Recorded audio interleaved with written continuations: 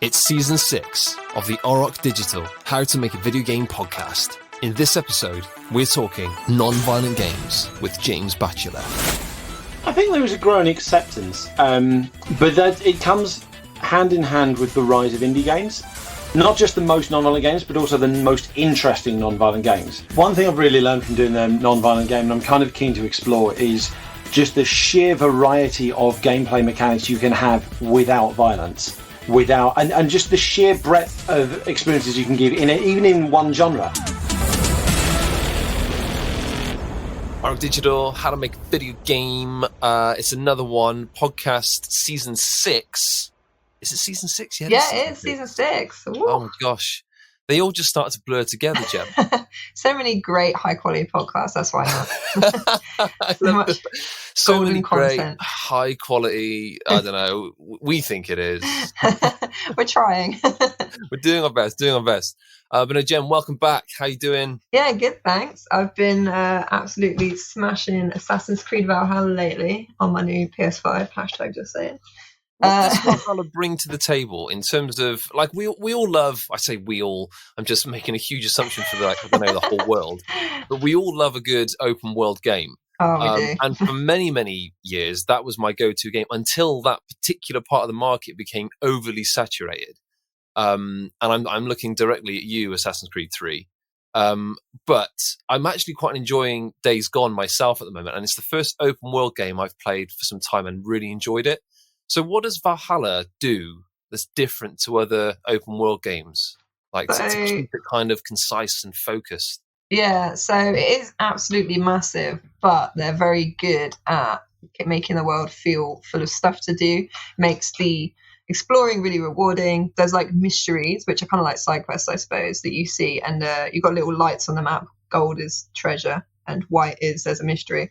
And then, yeah, the mysteries are like quirky little weird things. There was a woman who was like trapped in a jail cell, and she was like, bring me viper eggs. And then you bring her loads, and she farts, and it's so bad that everyone like runs away and throws up, and she's like, I've had my revenge. And that was it. And I was like, what the hell is this? It was so bizarre.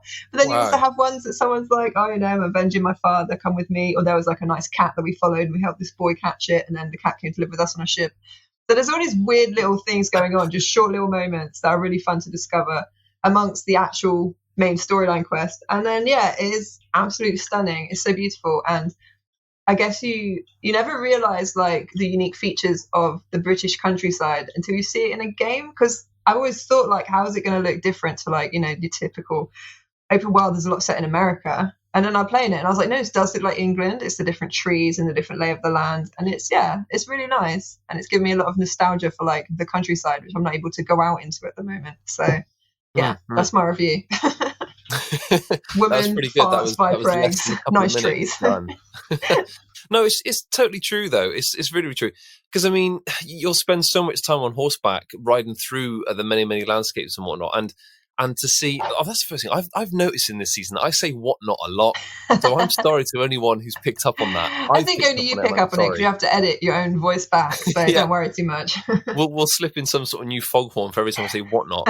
But it's true. Like if I'm driving down the motorway coming back from even just Gloucester, my parents live in Gloucester, so I'm coming back from there. You somewhat drive through the country to get there, and it's lovely. You just get these kind of new found you kind of realize just where you are, and even Bristol isn't a particularly big place, and certainly the UK is not a big country, but it's got such beautiful greenery and landscape, really lush ambience outside. It's absolutely stunning in places, and we really do take that for granted. And it so makes you appreciate that. And then the Vikings in the game coming over from Norway, where it's all snowy and barren, and they're all saying like, oh, there's so much green, it's so nice to see so much green, it's such a lush country. And I was like, yeah, it is nice and green, like look at these good trees, and we got the sun, the light, and it's really beautiful, and it sort of comes through the trees and it's all dappled and everything. It's just such a pretty game, just riding around, and it makes me feel like nostalgic and comforted for home to see like the British countryside. It's just very nice. Definitely recommend. That was part 2 of your review there, wasn't it? Like a 2-parter with me kind of sandwiched in the middle somewhere. Good. James review, The Revenge. That's really cool. So continuing the trend, following the Saw Play episode, which was absolutely sick. It was so good. With Fran. So good. Again, we've talked a lot about Mars Horizon, which again is still out there. People are still playing it. They're digging it. It's a really, really fun game, incredibly fun game to get to Mars and beyond. We're again kind of keeping it fresh. Something new today, Jem. What's going on today? So, following on from the way I was talking about, Assassin's Creed, it's beautiful, it's making me feel like all warm and comforted and happy. So today we've got James and Pete joining us, and they'll be talking about the different ways that games can make us happy.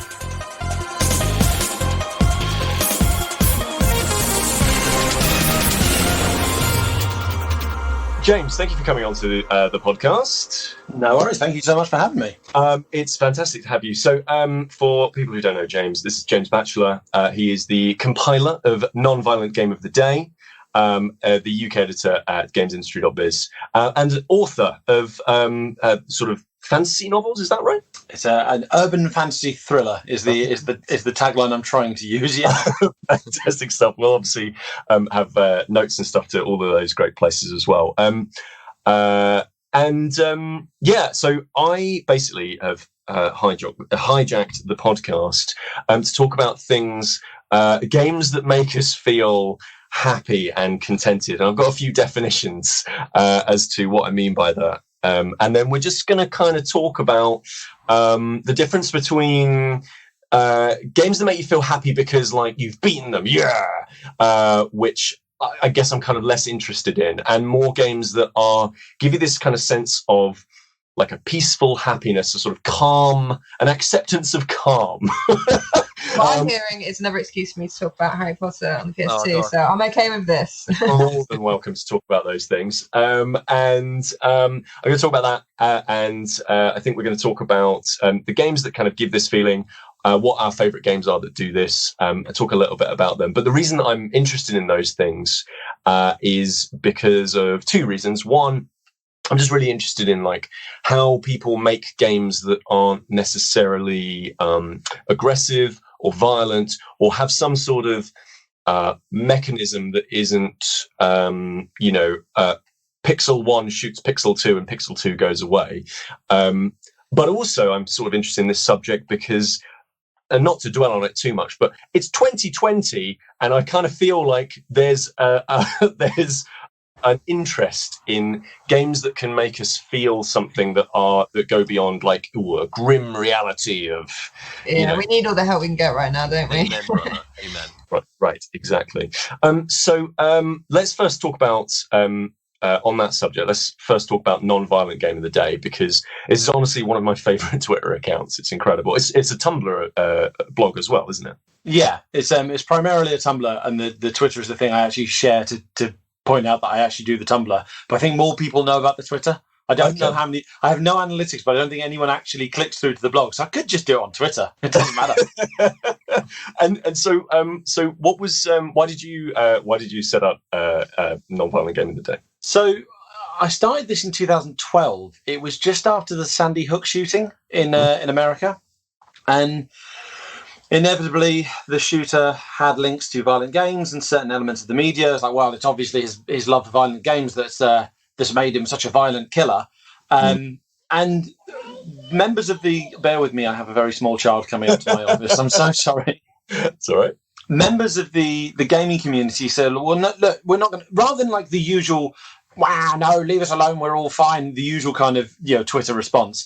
A bunch of gaming communities got together. It's like, right, okay, let's show a kind of a mark of respect and solidarity. Let's have a ceasefire. Let's have a day where none of us play violent games. We'll have a day where we do not play Call of Duty, Battlefield, whatever it is that they were playing at the time.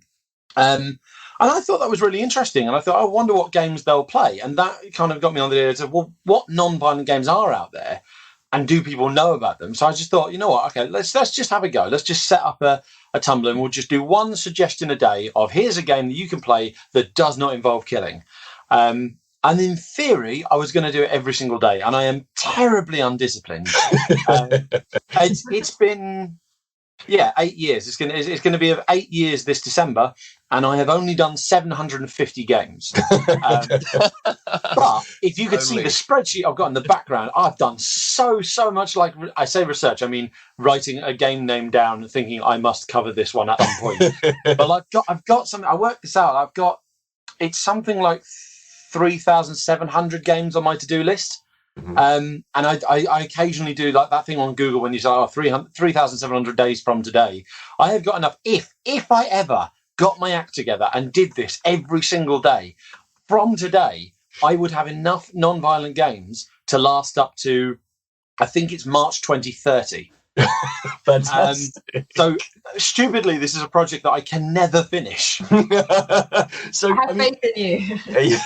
So we might be on Mars by that point, or at least launch that mission. Yeah, that's true. We could yeah, exactly. People could be reading the Tumblr from Mars. That'd be pretty incredible. I think that's fascinating, and it's what I really love about long-term projects like that is that you get it. You get a really good sense of a genre or an industry or something like that. And obviously, part of your other work is you're obviously UK editor at GI, and you'll be able to therefore, I'm sure you obviously now have a huge range of knowledge of seeing how the games industry has worked and how it's evolved over time. So I was wondering with NVGOTD, like, have you seen a change in the way that non-violent games are approached, or maybe even accepted by an audience? Have you seen it? Have you noticed anything? Have you noticed any trends within non-violent games? I think there is a growing acceptance, but that it comes hand in hand with the rise of indie games. Like, indie games have been on the rise for more than 10 years now, but certainly over the last 8, they've become more prominent. And it really is the indie space that is delivering the most, not just the most non-violent games, but also the most interesting non-violent games. Like, I try my damnedest to kind of mix up the blog and kind of occasionally offer like a AAA or a major game, major franchise or something in there, just to kind of prove that, look, it's not all just indies, but it inevitably boils down to racing game or sports game. Like, that is it. Occasionally you get like a Portal or something, and that's glorious. But the vast majority of them are indies. Or, as we're starting to see now, indies supported by bigger companies. So things like Unravel, which is an EA original, like that's still an indie game, but it's backed by a AAA publisher. So it's still the indie space that's delivering the most non-violent games. In terms of their acceptance, I mean, we've got 2 key examples this year, which I'm sure you're inevitably skillfully going to work into the conversation. Animal Crossing has taken off. It's become the best-selling entry in the entire series so far. And, the stars kind of aligned for it. It happened to arrive as people happened to be stuck at home a lot. And it is that much more accessible to people who may not be into gaming, but do like the idea of just mucking around. And it became a kind of a social space, and I'm sure we'll kind of get onto that later. Mm-hmm. And then the other one is Fall Guys. Now, Fall Guys is one I've had my eye on since it got announced last E3. It's essentially Takeshi's Castle, the game. If rather than foolish Japanese people, you are instead populating the game show with large jelly beans, and it's glorious because it's not violent. Like, it's just a bunch of assault courses. And okay, yes, technically you can like push and shove people, but it's no more than kind of. I mean, you see kids in playgrounds getting into more violent fights than this, Yeah, absolutely, and that's really interesting, because those are obviously the big, those are games that have done incredibly well, and they have either come from either bigger indie or from very well established games companies. Why do you think it is that it has been indie, and as you say, an indie backed by AAA? Why do you think it is that those are the creators that have traditionally been the sources of games that are non-violent? Simply because they're the ones that can take more risks. They're the ones that can take. They don't have like massive shareholder expectations against their next project. They can put out a game and think, right, let's see what happens if we make an RPG where you don't kill anything. If EA did a Dragon Age where you do not kill anything and you just do fetch quests the whole time and it tanked, that would be devastating to EA. If an indie studio does it, it might be devastating, but they won't lose as much as a AAA publisher like EA would, because they're smaller, they're a bit more nimble. And so, ironically, I had a very similar conversation yesterday. So at the time of recording, as part of my company's running a PAX Online X EGX Digital, basically 2 digital versions of PAX and EGX. For EGX, I did a panel. I recorded a panel session about non-violent game design. That's due to go up on Friday. And someone said, like, it's very kind of chicken and the egg in that, like, the industry historically markets these, very violent, very visceral, very exciting action games like Call of Duty, like Medal of Honor back in the day, like Fortnite, like PUBG, like those become popular.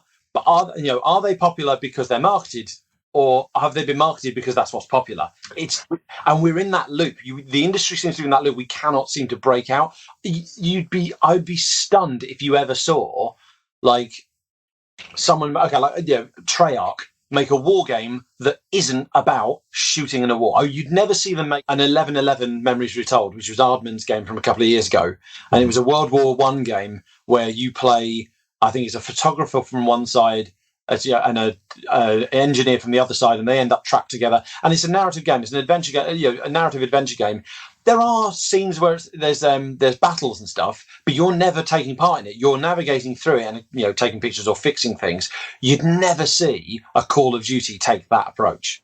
It's absolutely, and it's interesting to see then companies like and sort of steering more into into these games that can give you a sort of sense of sort of happiness and a sort of sense of contentedness that are also non-violent. Like, it is really interesting to see a company like Ubisoft with its Assassin's Creed franchise do the exploration and discovery modes, right? It is interesting to see them take that core engine and system and art assets and everything and then put it into a space in which the sort of the interest of it is the navigation through the world and discovering things about an era of time that you could never hope to interact with in that same way, and in a way that is different from being in a museum and seeing an artifact and being kind of removed from it, and actually, being able to run up the Great Pyramids of Giza and see, oh, actually these were actually white before they were stripped of marble and stuff like that. It is interesting to see those big companies come along and try things in small ways, and again, like EA's Unravel and kind of things like that. But I agree, like, it definitely feels like there aren't many opportunities for those companies to do those things.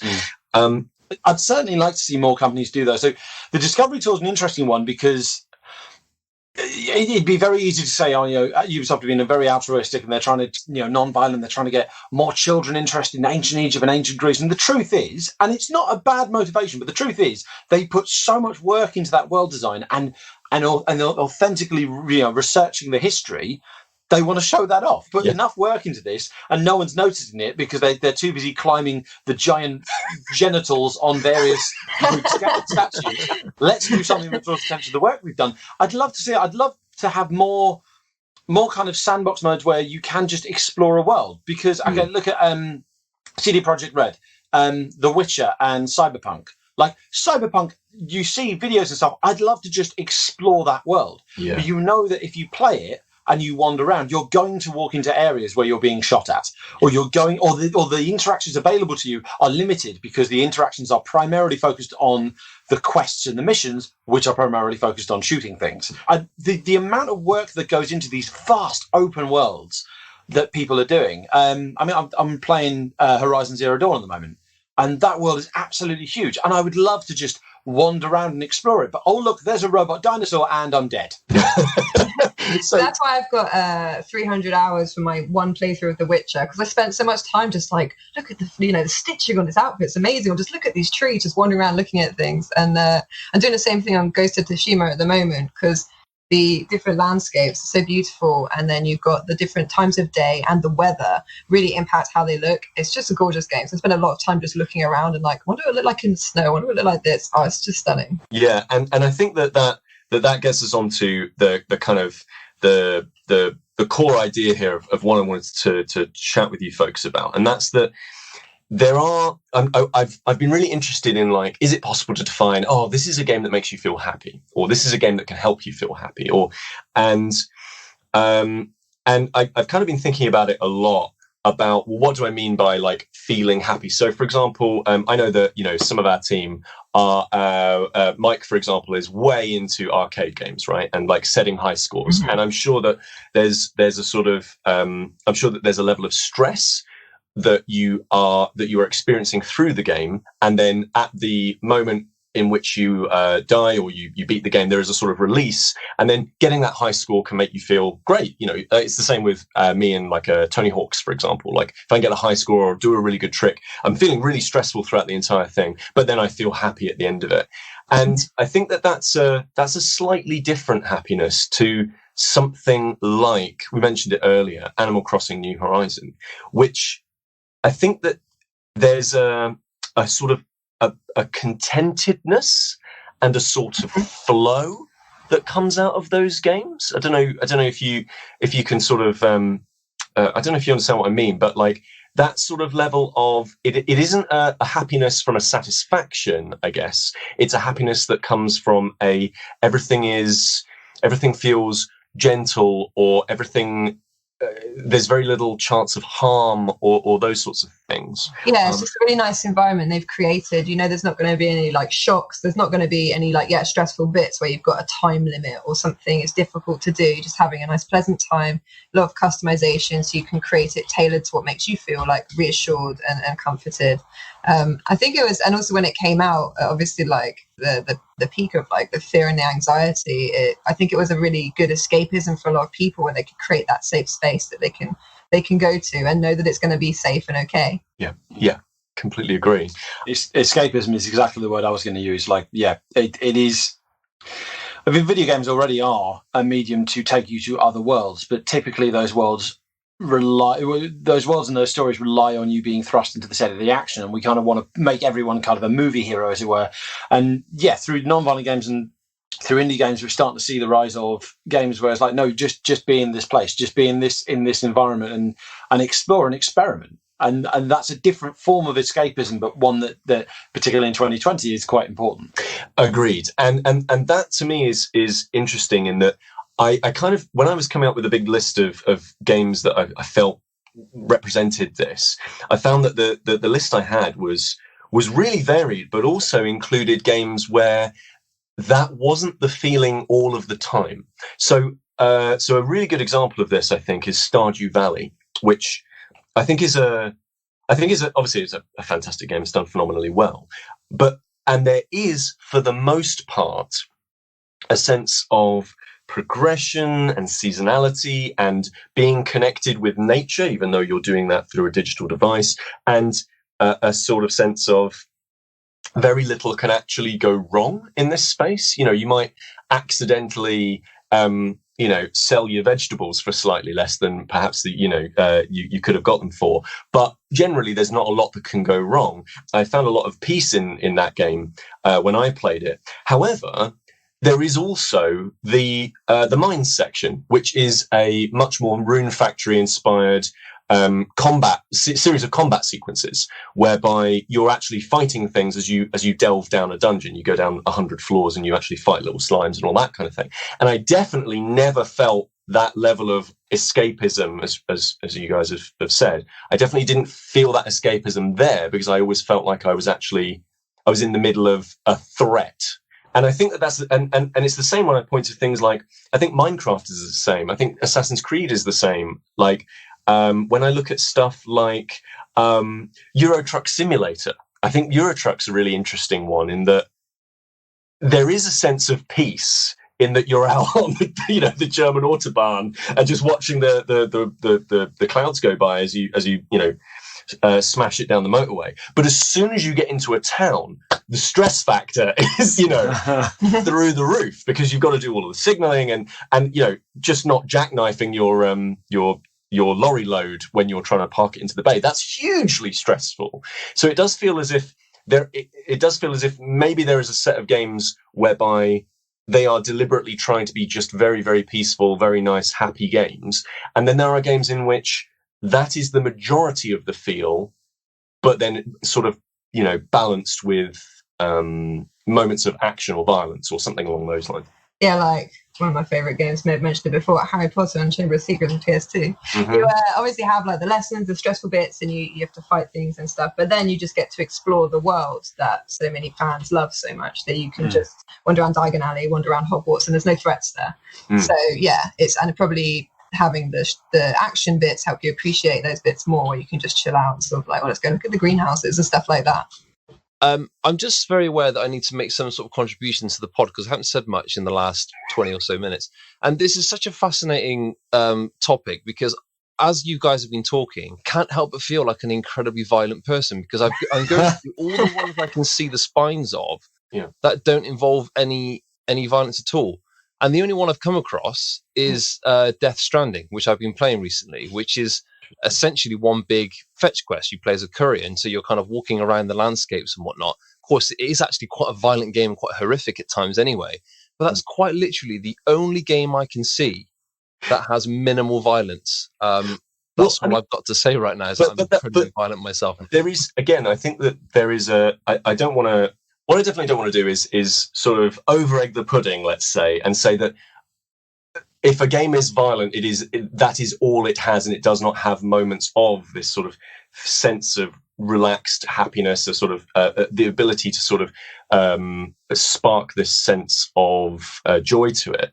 Because, for example, even something like the original The Last of Us had moments of very delicate beauty and moments in which you would survey the horizon and feel a sense of calm and feel a sense of wonder.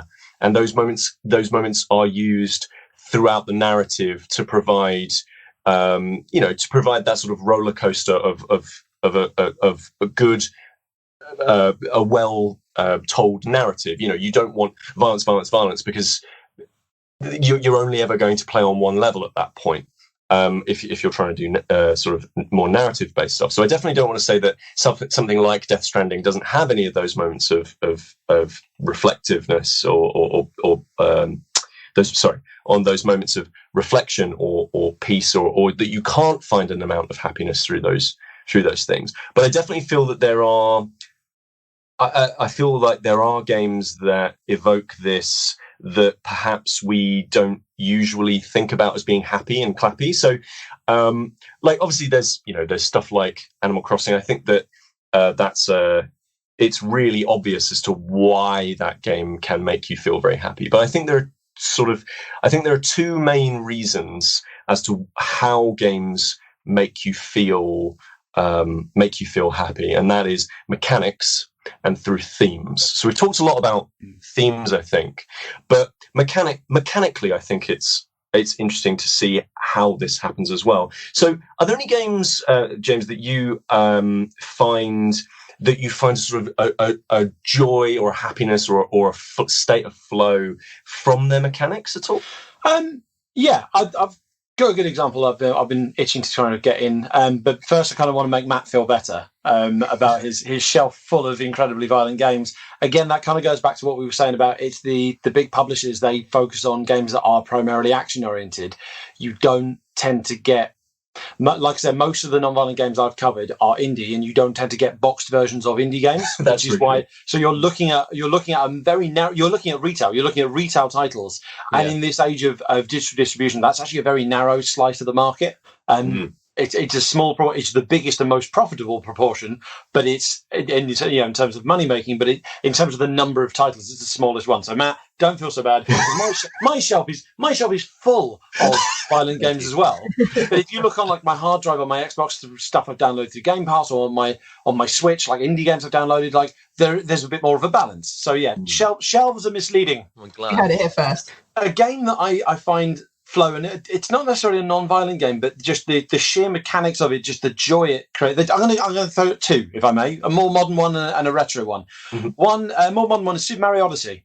And it's everything. It is the presentation, just because it's Nintendo. It's brightly coloured. The music is rousing, like on almost every single level. But then it's the mechanics, like the hat throwing. There's so many different ways to master it. But you can just get through if you just do the basic hat throws. But it's the shift from the last few 3D Mario games, like Sunshine 64 and Galaxy. It's like, right, you're in this level and you must collect this 1 or up to 6 stars. And this one, there's like 90 moons in one level, and you get them just by mucking around. You're like, I wonder if I can get to the top of that. I can. Here's a moon.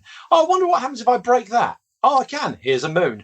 And that, you can sit down and play Mario Odyssey for like 5-10 minutes and get 5-10 moons. And that is a feeling of accomplishment. There's every time you gain something, every time you get that kind of well done, that's a feeling of happiness there. Like, games can be rewarding, not just in I've finally beaten this thing that's taken me ages to beat, but in a kind of I've accomplished this thing first time. That can be a very, very happy experience. And I find that a lot with Super Mario Odyssey. The retro, I say retro, I refuse to accept it's retro. The older version I was going to give out, underrated game in my opinion, did Blob. It looked like a Pixar film, I'll be honest. Like you play a blob that goes around a world that has been drained of colour, and your objective is to just paint. You just ride through like paint bots to colour yourself in, and you just rub yourself against like you just touch the different buildings and trees and gates and all the other things to make it colourful. And the further you go, when you start the level, it's all quiet. And the further you go through, the more music comes up and the soundtrack comes in. Like each colour represents a different instrument. So like when you touch something that colours, you hear depending on what the instrument is. Yeah. And it was fantastic. There's some stressful bits. There's bits where it's like, right, I've got a strict time limit or I've got a boss battle or something. And technically, I can't include it on my Nonviolent Game blog because there are little ink bad guys that you splatter and they are dead. But it's such a fun game, such a happy game, and it just comes through this mechanic of here's a world, colour it. Yeah, absolutely, and that's a great example of where mechanics really are just sort of core to that happy experience. It isn't just those themes. What about you, Jem? Is there anything from your library where you're like, this is the game, this is the world I like to be in? Harry Potter one, obviously, that I mentioned. I really love Warcraft. I love that it can be violent, but there's a lot of different ways to play World of Warcraft. So you can just collect. I did a lot of collecting pet animals back in the day before that became a battle-based system. Collecting mounts, cosmetics, fishing is quite nice. So I like that there's different ways that you can approach it. And I guess I need a lot of goals in my games, a quest. I love story-based games, but I do tend to play those games in a non-violent way. I'll do it, like I said, with Witcher or Assassin's Creed, Ghost of Tsushima. I like to have those quests there that I can then ignore and go just have a look at the plants and have a nice time. Yeah, go and explore those spaces. Yeah, absolutely. And I think that there's a lot of I think a lot of people will look at I think a lot of people sort of associate joy with a sort of sense of childishness, or maybe franchises that are slightly childish. I know, for example, I'm a huge Mario fan, but Mario is. I remember back in the mid-90s, I remember seeing this headline in a magazine, which was that Tomb Raider was for grown-up fans of Mario. What? I know. I remember seeing it and thinking, absolutely not. But there is this sense in which things that are bright and colourful and have a sort of innocent joy to them are often sort of dismissed as childish. So if you look at something like, and this has become a classic meme now, if you see the front covers of the Kirby games, you'll see that the Japanese versions of the Kirby games are all bright and amazing and lovely, and Kirby looks great and sweet and cute. Whereas you see the American versions of the covers of those games, and he's got a little frown on, and there is this sense in which there's a sort of not cool. Sense in which that is not cool, that I think has been more of a Western factor than it potentially has been in Japan. Because obviously something like an Animal Crossing, that had its obviously it had its roots in Japan on the 64, and I feel like games that have had that element of places that I want to spend time in, and I know I'm going to feel safe in. I feel like the West is just now catching up with those ideas, or maybe for the last few years, but has done so in a way that has been different to how Japan has handled it. So a couple of other things I really want to mention are interactive toys that kind of straddle this line between games and interactive entertainment. Go back to the mid-90s magazines. So a big one for me is stuff like the Haunted Island: A Frog Detective game. So it's an adventure where lots of very silly things happen, and it's incredibly simple. I would say that to call it having elements of fetch quest would be to do a disservice to fetch quests. It's super simple, but the happiness of it is just simply, there's nothing going wrong here. There's nothing particularly worrying or anything like that. Even though it is it sets itself up to be a mystery. There is nothing particularly. There's nothing but happiness in this game, and I wonder if there are any other sort of like interactive toys or experiences or anything like that you've found kind of merge into games but aren't quite games that do that. I'm a big fan of Townscaper. It came out recently and it's really pretty cute little, you build a town, you can pile the buildings up, and it'll automatically create bridges, and then like sometimes bunting behind them, you can choose different colors, and you just create a really lovely little town in the ocean, and you just turn it on, and it's very calming and pretty, and it's a lot of satisfying little, like when you knock a building down, the little bricks fall in the water with a like plop, and there's some birds on there, and if you delete the building they'll fly up. So really lovely little touches like that. It's very nice to play, and you can just spend ages just building lots of different towns, and people love to share them, what they've made. People have started building, like I saw yesterday, a C3PO and R2D2 they've built out of buildings, so they're taking it, and the creators like, I didn't even think people would use it this way. But yeah, it's lovely, and it makes you feel very talented, like I'm now an architect. That kind of goes back to the Minecraft thing of like any I find any game that is focused on creativity, that can be a game that is designed to make you happy. That is because the experience, you get out what you put in, as it were. Like the experience revolves around, right, what is it you want to create? We give you the tools to do so, and when you've created it, there you go, that's your accomplishment. Like you've not passed the barriers that we've set up. The only barriers you've passed is your own imagination, your own ability to, right, I want to build this, I have done so. Kind of similar to Townscaper, there's a little, it's not as good as Townscaper, but like there's a game on mobile, I think it's called Pocket Build. I think it's just called Pocket Build. I think it's 99p, and it's sort of like a SimCity game, but it's just a model maker essentially. You just like, right, here you go, here's a landscape, make a town. You can make a medieval town, a Wild West town, a modern town. Like none of this like typical free to play stuff of like timers or resource requirements. Like literally just, you want to build it? There you go, build it. Here are all the tools you need. Like, I find that interesting. We're starting to see a lot more games on mobile, if I can tangent here, like that are just about relaxing and just are about almost not mindlessly, but just kind of like in a relaxing way, just interacting. So one I'd throw out here is it's called #selfcare. It's a game by Bree Code, and I say game. I don't know if it counts as a game. I don't believe she wants to specify that it's a game or that it's not a game. But it's essentially it's a top-down view of someone's apartment, someone just staying in bed, and then you tap on things around the room, and they unlock an activity, and that can range from a breathing exercise to a word game to a numbers game to, I think there's one like pruning and clipping a tree, and the message keeps coming up in the games like there's no time limit here, there's no score, there's no competition, there is just us and our time to relax. And the whole game has been designed to teach people you need to remember to relax. You need to remember to take time for yourself and just chill out. I think that sort of thing really helps, and that sort of thing is something that more people should look into. This is a really great link as well. Plane on Steam. This is a great game in which it involves almost zero mechanics. It's a meditation game. So when I say plane, I don't mean in aeroplane. A plane is in like a landscape, a field.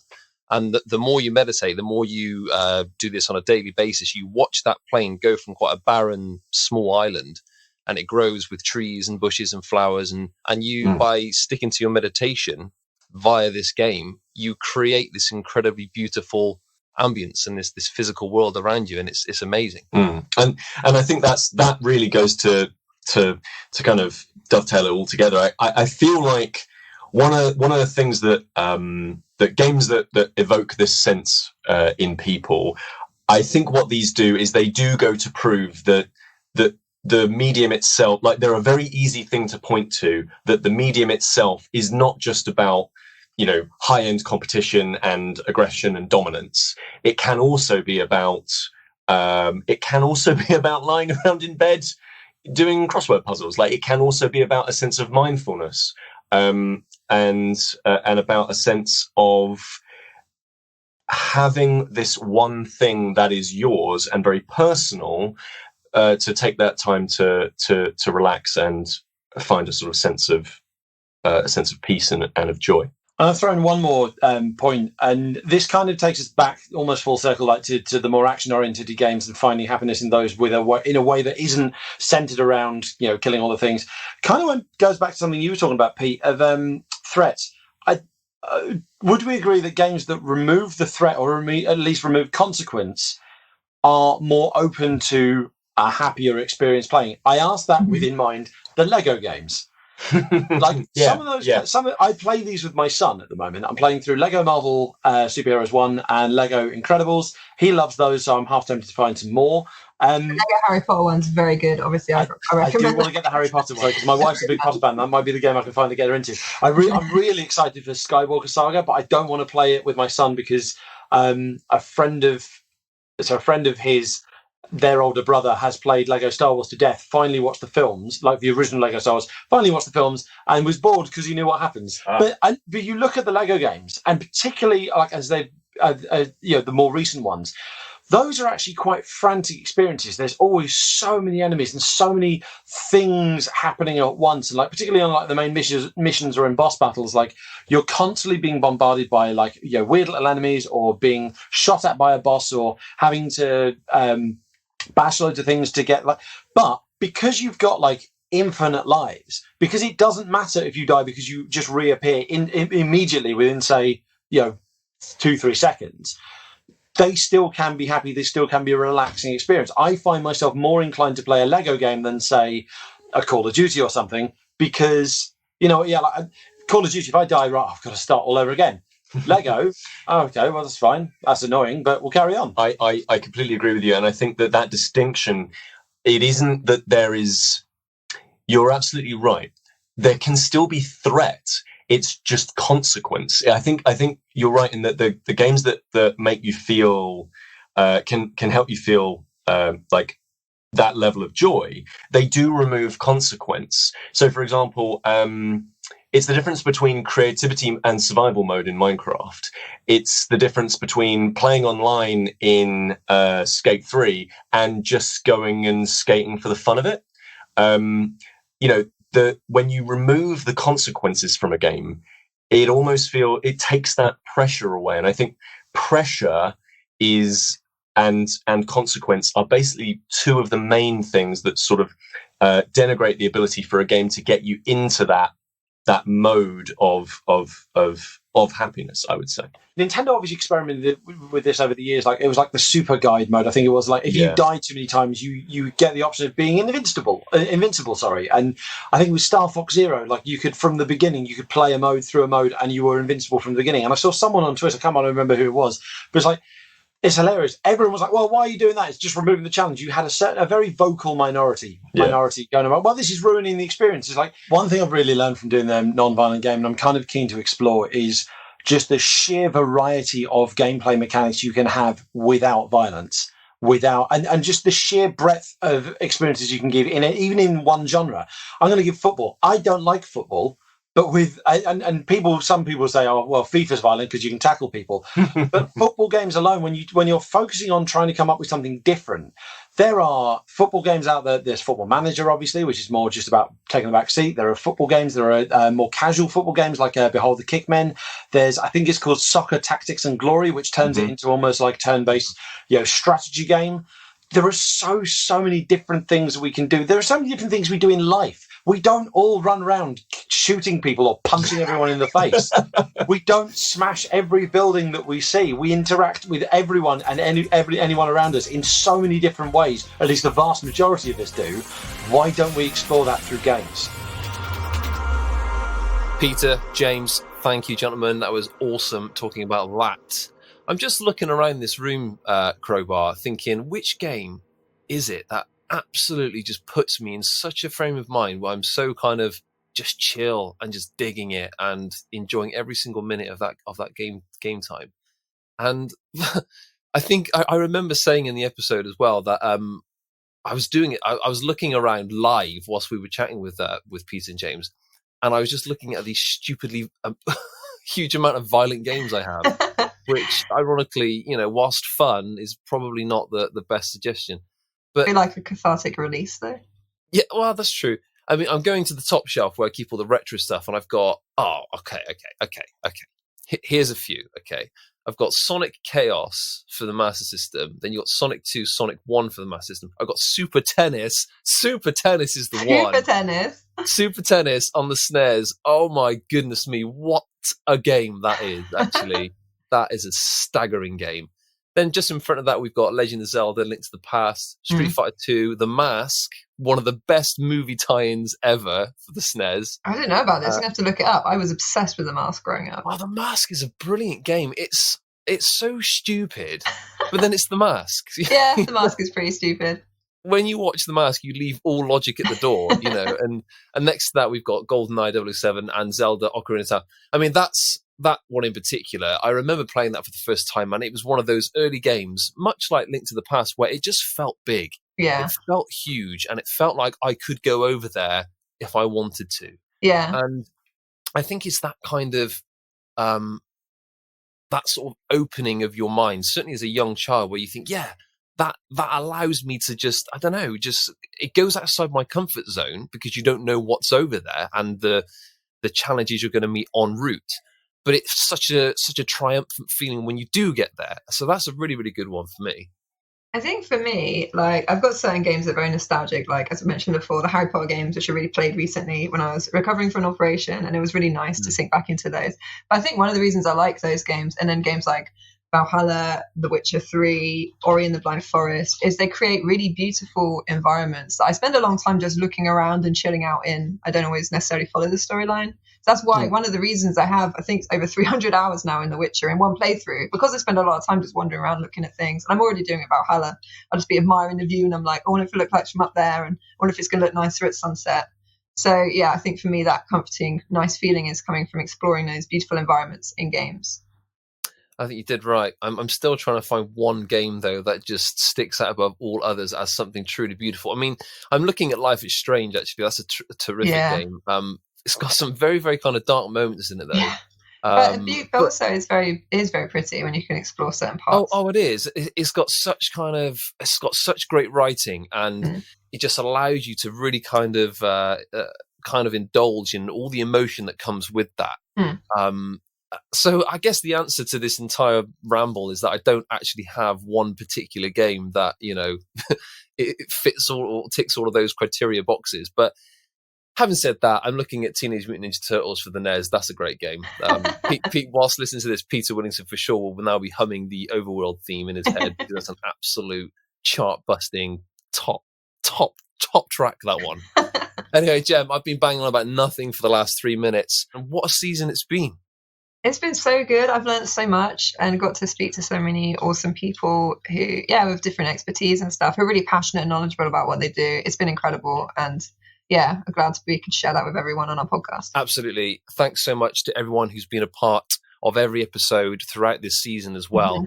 It literally would not be as good as it has been without you guys. So thank you from the bottom of our hearts. Jem, reviews, do the plug, go. Cool. So don't forget, Mars Horizon is out there. You can buy it and play it right now. Head to the Red Planet. If you get the chance, please review it. It really helps a small studio like us with more visibility and things. Don't forget to follow us on socials.